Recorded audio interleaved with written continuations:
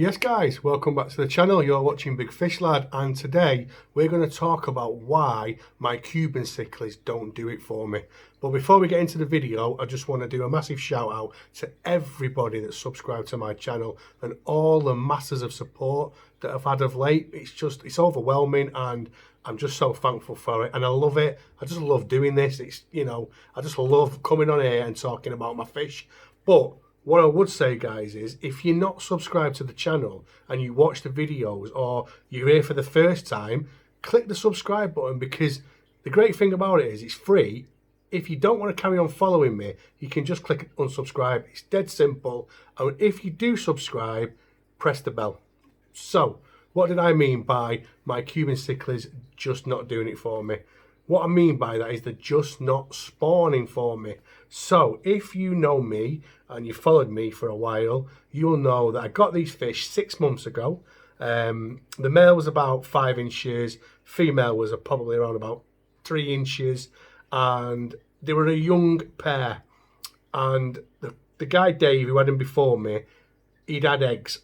He'd had eggs and they'd eaten them. So we know they can lay eggs. We know that much. They never went anywhere further than just being laid, so that's where we are with them. But since I've had them, they have never ever spawned. They have never laid since I've had them. Now, my water is really soft, so I always find it quite easy to get fish to spawn. But these guys will not do it.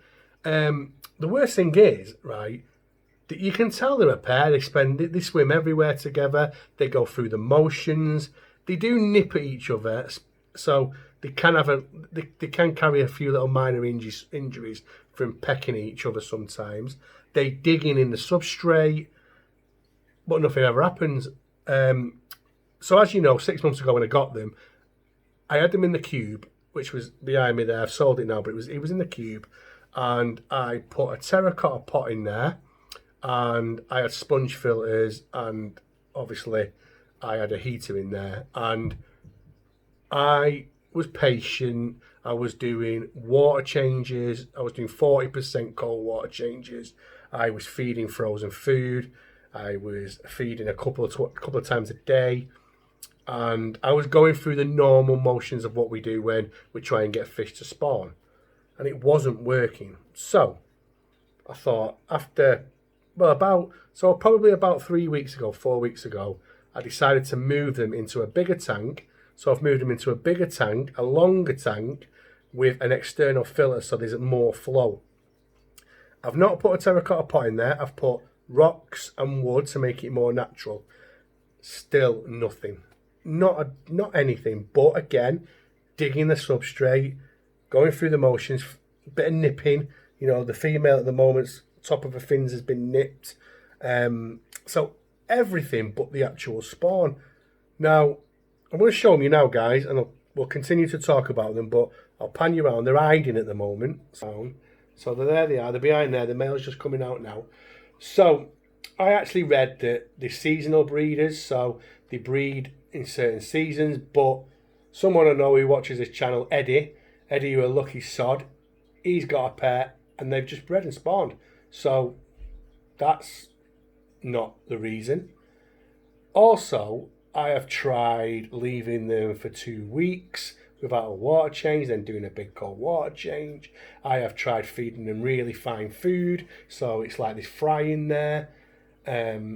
What else have I done? I've tried all sorts. I've tried to have different lights, so I've had lights on longer, lights on shorter. I've moved the temperatures about, but I have just spoke to a guy called Ryan Hay, who a lot of you will know, who breeds Red Texas, Super Red Texas.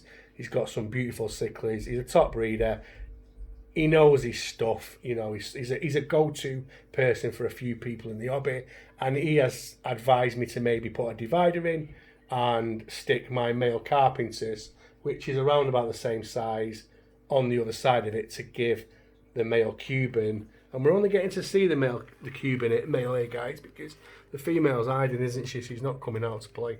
To see if the competition pushes him into doing something. So I've not done it yet. I'm just being lazy. I've not had time. I will try that at some point. But this is the current scape right now.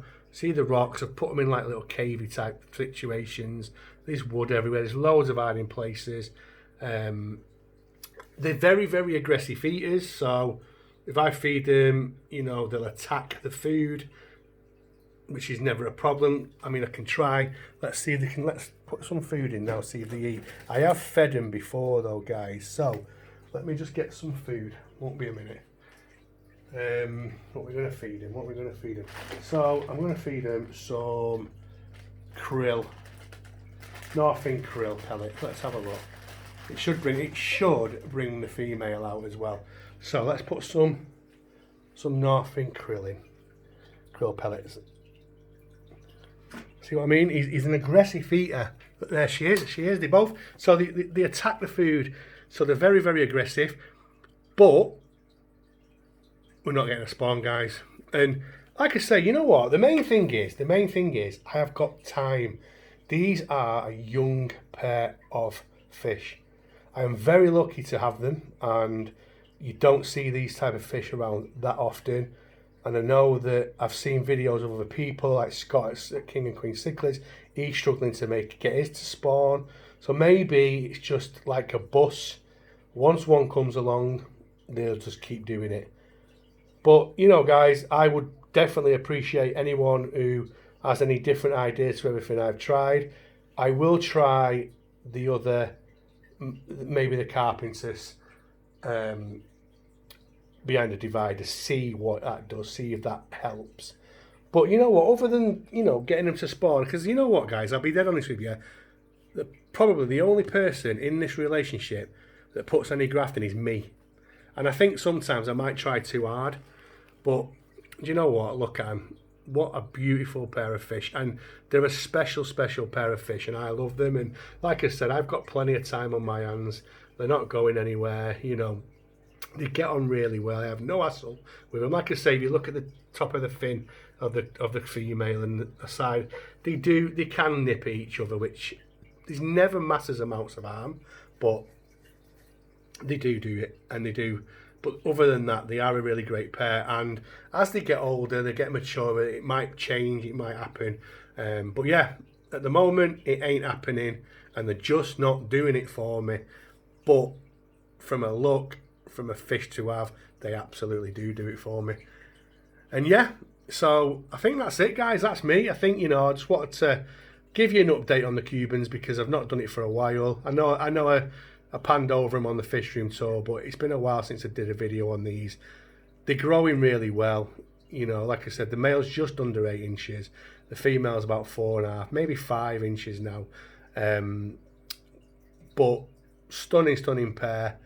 We don't have a name for these, which is mad really, because I name most of my fish, but I've never named these fish, which is unlike me and my granddaughter, because my granddaughter's named most of my fish, and we've never named these, which is pretty mad really. But check them out, guys.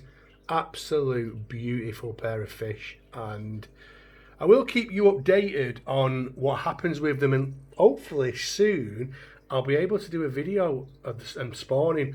And the other thing as well, since I've lost the jag, this is my only established pair that I have now, so we'll see what happens. But yeah, anyway, guys, I'm going to call it there, and just want to say a massive thank you again, and I'll see you all on the next video.